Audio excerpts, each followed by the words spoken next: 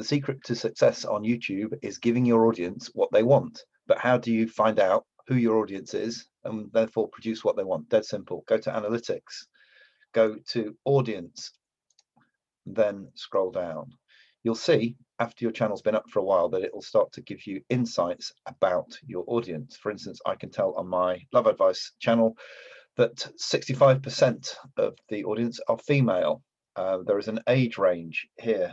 The largest demographic, somewhere between 18 and mid 20s. They're based over in the United States. So what does that tell me? What would that tell me? Well, how about it would give me some hints as to what the best thumbnail designs are. We obviously want something that appeals to relatively young people. If we're going to do videos in an accent, then perhaps using a US accent would be good because it will feel familiar to people that are watching the videos. Also, of course, given that the majority of the people on here are female, it may be good to feature attractive males in the thumbnail as well as just attractive females.